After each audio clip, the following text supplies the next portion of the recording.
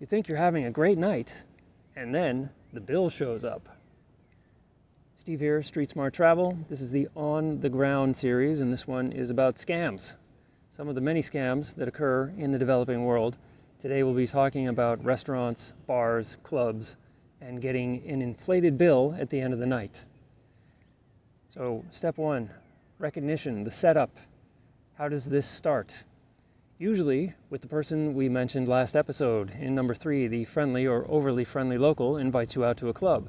And sometimes they'll show up to wherever you're staying with a bottle of something that tastes and smells like paint thinner and have a few drinks, like, hey, okay, let's go to the club. And the expectation is, you're the rich gringo, you're going to be picking up the tab, so yeah, let's go. Or the bar owner is going to inflate the prices and he's going to share the proceeds with the people that brought the victim into the club. You might also be invited by somebody you recently met, or maybe you decided to try a dating app and you want to meet somebody at a bar. All really bad ideas. Some red flags. There's no visible prices on the menus, or there's no menu. And food and drinks are showing up at your table that you didn't order. You're thinking, okay, what is this? Well, what it is you're going to get the bill for it at the end of the night. Now, very important to realize, once you're inside, like once you're in the club, you're on their turf. So the moment you step inside, they own the system. You're totally at their mercy. Now, step 2, the shutdown. What to do? Before going, like we talked about last time, don't follow strangers to places you don't know. Choose your own venue.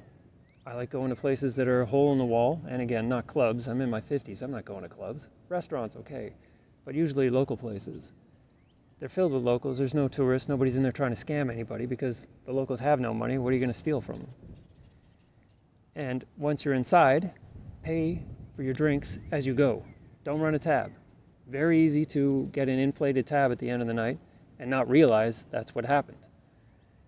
I have fallen victim to a scam similar to this, and at the end of this series I'll put some bonus episodes where I unpack scams I got caught in and how I managed to get out of them, or what recourse I had at the end of them, because I do manage, I think I'm batting 1,000 on unwinding scams after I've been scammed.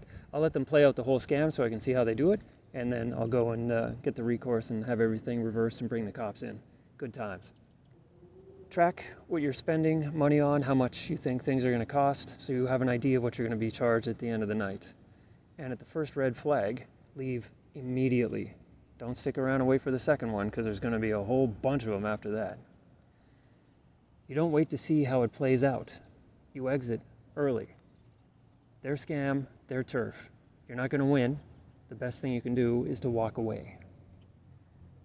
Now, step 3, damage control. If you're in the scam, the inflated bill shows up. Been there.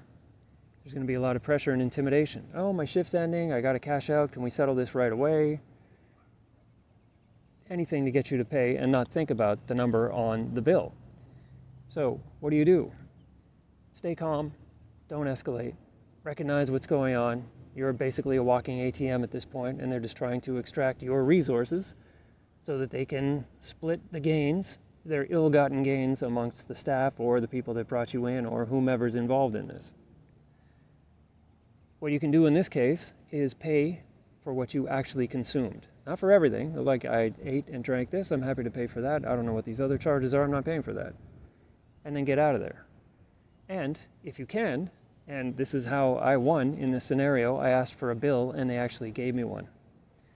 Like I said, that'll be in the bonus materials at the end of this series. I'll throw in some bonus episodes of actual scams and what I did and how I got back at them. So again, you're not winning inside their environment. You don't negotiate in a rigged system. You get out of it as soon as possible. Now, most nightlife scams don't start with pressure. They start with an invitation. Hey, we could have a great night. Why don't you come out? There's this great club. It was really cool. Thursday night's the time to be there. There's a great band. Whatever it is. They're going to make it sound really appealing because they want you to go. You can just turn down the invitation. That's the end of the scam. I've been in places where people showed up with a bottle of hooch. I don't even know what it was. No label on the bottle. And like I said, smelled and tasted like, well, I don't know if it tasted like paint thinner, but it didn't taste like booze. And it wrecked my gut for like 2 days. And they wanted me to go out with them after that. And I'm like, no thanks, I'm not doing that. Now, control where you go, and you can avoid almost all of these problems. If you've had similar scams pulled on you, or people try to pull these scams on you, I'd love to hear about it in the comments. Any questions, insights, drop them below, please. This is episode number 4 in the scams series. I will put it in the playlist with the other scams. These things are really easy to avoid if you know what to look out for. And if you don't, and you get stuck in it, you're probably going to end up getting scammed. And your recourse is basically make sure you have hard evidence at the end of it. A paper trail, a receipt, some kind of video, something like that. That might get you your money back. It's worked for me in the past. And again, I'll show that in the bonus materials. So thanks for sticking around. Again, comments and questions, stories, hit me up below. Stay safe out there. See you out on the ground next Wednesday.